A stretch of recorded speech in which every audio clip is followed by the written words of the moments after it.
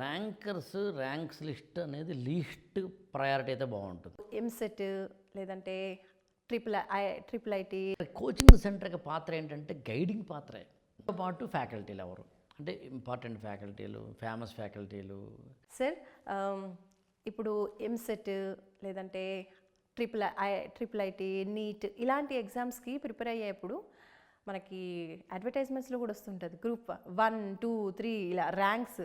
So ఆ ర్యాంక్స్ని base చేసుకునే ఇటు స్టూడెంట్స్ కావచ్చు లేదంటే పేరెంట్స్ కావచ్చు ఎక్కువ ర్యాంక్స్ ఏ కోచింగ్ సెంటర్స్ నుంచి వస్తున్నాయో ఆ కోచింగ్ సెంటర్లో మన పిల్లల్ని జాయిన్ చేస్తే లేదా మనం జాయిన్ అయితే బాగుంటుంది రిజల్ట్ అని అలా డిసైడ్ అవుతూ ఉంటారు.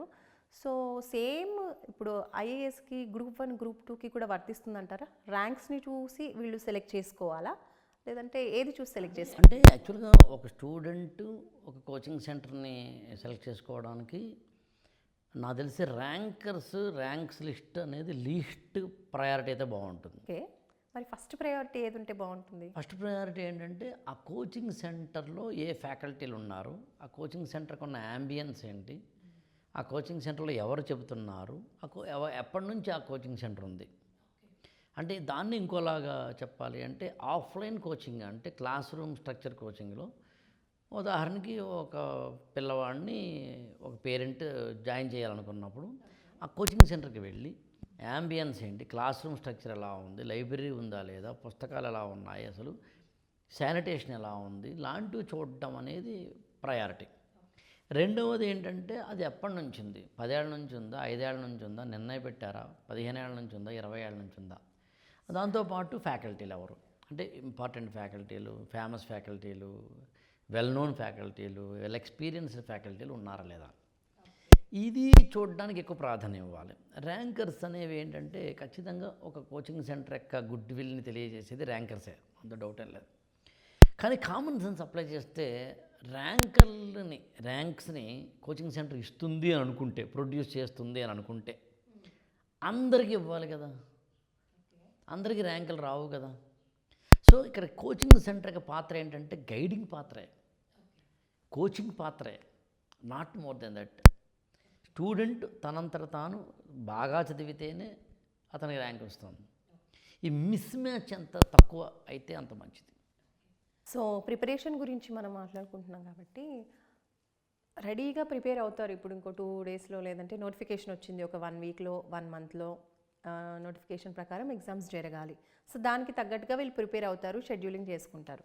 కానీ సడన్గా ఈ మధ్య చాలాసార్లు చూస్తున్నాం కదా సార్, గవర్నమెంట్ ఎగ్జామ్స్ అన్నీ కూడా పోస్ట్పోన్ అవుతూ ఉన్నాయి. అలాంటప్పుడు వీళ్ళు ఎగ్జామ్కి ప్రిపేర్ అయిన వాళ్ళు కొంచెం డిప్రెషన్కి లోన్ అవ్వడము లేదంటే వాళ్ళు డౌన్ అయిపోవడం చూస్తూ ఉంటాం. సో అలా ఎగ్జామ్ కొంతమంది ఏంటంటే అంటే 1-2 టైమ్స్ నోటిఫికేషన్స్ లేదంటే ఎగ్జామ్స్ పోస్ట్పోన్ అయినప్పుడు యాక్సెప్టెడ్, చాలాసార్లు పోస్ట్పోన్ అయినప్పుడు వీళ్ళు ఇలా డిప్రెషన్కి డిసప్పాయింట్ అవుతారు. కాబట్టి ఆ టైంలో వాళ్ళు ఎలా స్ట్రాంగ్ చేసుకోవాలి, ఇంకా ప్రిపరేషన్ స్ట్రాంగ్గా ఎలా చేసుకోవాలి? అంటే ఇక్కడ ఏంటంటే యూపీఎస్సి అండ్ స్టేట్ సర్వీసెస్ అంటే Telangana public service commission, Andhra Pradesh public service commission అనే 2, అలాగే union public service commission. Central గవర్నమెంట్కి సంబంధించిన యూపీఎస్సి నోటిఫికేషన్స్ విషయంలో ఈ ప్రాబ్లమే లేదు అసలు. స్టేట్ పోస్ట్పోన్మెంట్ అనే ప్రాబ్లం, క్యాన్సిల్ అవ్వడం అనే ప్రాబ్లం అసలు లేనే లేదు, మర్చిపోవచ్చు. ద ఓన్లీ థింగ్ ఏమిటి అంటే ఒక ఏపీఎస్సి కానీ టీఎస్పీఎస్సి వచ్చేసరికి స్టేట్ లెవెల్లో ఈ ప్రాబ్లం వచ్చింది. అది కూడా ప్రతిసారి రావడం ఈసారి ఎక్కువైంది. తెలంగాణలోనే గ్రూప్ 2, గ్రూప్ 1 2 సార్లు పోస్ట్పోన్ అవ్వడము, క్యాన్సిల్ అవ్వడం లాంటివి జరిగినాయి. అది అనుకోకుండా జరిగింది, సరే what ever the reason maybe.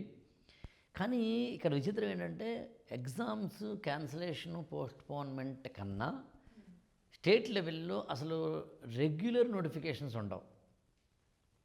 మీకు యూపీఎస్సీ అయితే పలానా డేట్ అని ముందే అనౌన్స్ చేస్తుంది, నోటిఫికేషన్ డేట్ అనౌన్స్ చేస్తుంది, ఎగ్జామ్ డేట్ అనౌన్స్ చేస్తుంది. అందుకని ఏపీఎస్సీ టీఎస్పీఎస్సీ వచ్చేసరికి మాత్రం ఈ ప్రాబ్లం ఉంది. కాబట్టి ఇక్కడ స్టూడెంట్స్ ఏం చేయాలి అంటే బేసికల్గా సివిల్ సర్వీసెస్ కానీ గ్రూప్స్ కానీ అనేవి ఒక 3-4 ఏళ్ల పాటు దీని మీద ఉండాలని డిసైడ్ అవ్వాలి. చాలామంది స్టూడెంట్స్ ఏం చేస్తారంటే నేను ఒక 1 year 2 years అంటారు, కుదరదు. ఇక్కడ ఒక బీటెక్ ఎలా అయితే 4 years, మెడిసిన్ అంటే ఎలా అయితే ఒక 5-6 ఏళ్ళు టోటల్గా పడుతుందో అట్లా ఇక్కడ కూడా కనీసం ఒక 3-4 ఏళ్ళు పడుతుందని డిసైడ్ అవ్వాలి. సో 3-4 ఇయర్స్ పాటు నేను ఉండాలని డిసైడ్ అయినప్పుడు నోటిఫికేషన్ వచ్చినా రాకపోయినా ఈ మధ్యలో ఒకసారి పోస్ట్పోన్మెంట్ అయినా ఏమైనా కూడా యూ ఆర్ మెంటల్లీ ప్రిపేర్డ్ కాబట్టి సరిపోతుంది. 2, యూపీఎస్సీకి ఓ పక్కన ప్రిపేర్ అవుతూ స్టేట్ సర్వీసెస్ కూడా ప్రిపేర్ అవుతూ ఉండాలి. తెలివైన వాళ్ళు ఎప్పుడూ కూడా ఏదో ఒకదానికి ప్రిపేర్ అవ్వకూడదు. ఇంకా ఏపీపీఎస్సీ టీఎస్పీఎస్సీ అవసరమైతే టైం వచ్చినప్పుడు ప్రిపేర్ అయినా కూడా యూపీఎస్సీకి మాత్రం కంటిన్యూస్గా ప్రిపేర్ అవ్వాలి. అందులో యూపీఎస్సీకి నువ్వు ముందు ప్రిపేర్ అయ్యి ఆ తర్వాత స్టేట్ సర్వీసెస్కి ప్రిపేర్ అవ్వాలి. అప్పుడు స్టూడెంట్స్కి డౌట్ వస్తుంది, అదేంటంటే అసలు నేను యూపీఎస్సీ ఎలిజిబుల్ కాకపోతే, ఇప్పుడు యూపీఎస్సీకి ఎలిజిబులే కదా, దానికి ఒక టైం ఫ్రేమ్ ఉంటుంది, దానికి ఒక ఏజ్ లిమిట్ ఉంటుంది. ఆ ఏజ్ లిమిట్ లోపల నేను అవ్వకపోతే నాకు అయిపోతే కనుక ఏజ్ లిమిట్ నేను మరి ఏపీఎస్సీ కానీ టీఎస్పీఎస్సీ కానీ ప్రిపేర్ అవ్వాలి కదా. ఇప్పుడు మా ఇద్దరం మాట్లాడుకున్న సమయానికి ఏపీఎస్సీలో అంటే ఆంధ్రప్రదేశ్ నుంచి 2 నోటిఫికేషన్స్ రెడీగా వచ్చినాయి, గ్రూప్ 2 ఒకటి, గ్రూప్ 1 ఒకటి. కాబట్టి ఏపీఎస్సీ కానీ టీఎస్పీఎస్సీ కానీ వచ్చేసరికి మనకి ఓవరాల్గా మనం అర్థం చేసుకోవాల్సిన విషయం ఏంటంటే ఇక్కడ ఏపీఎస్సీ అయినా టీఎస్పీఎస్సీ అయినా ఏదైనా కానీ ఏజ్ లిమిట్ అయిపోయి నేను ప్రిపేర్ అవుతున్నాను దేనికి అనుకున్నప్పుడు మరి ఇక్కడ 3-4 ఏళ్ళు పెట్టేసుకో. నువ్వు జాబ్ చేస్తూ ఉండొచ్చు, హౌస్ వైఫ్ అయి ఉండవచ్చు, what ever the reason maybe. సాధారణంగా నీ ఏజ్ లిమిట్ అయిపోయింది అంటేనే కదా నువ్వు ఒక ఎంప్లాయో లేకపోతే హౌస్ వైఫ్ అయి ఉంటావు. అందుకని నువ్వు చిన్న జాబ్ చేసుకో, చదువుతూ వెళ్ళు, నోటిఫికేషన్ వచ్చే సమయానికి రెడీగా ఉండు, మెల్లగానే ప్రిపేర్ అవ్వు. కుందేలు తాబేలు కథలాగా నువ్వు తాబేలులా ప్రిపేర్ అవ్వు. ఎందుకు వెంటనే లేచిందే లేడికి పరుగు అనుకుంటే ఎట్లా? అలాంటప్పుడు నీకు కాన్ఫిడెన్స్ పోయే అవకాశం ఉంది, కన్ఫ్యూజన్ వచ్చే అవకాశం ఉంది.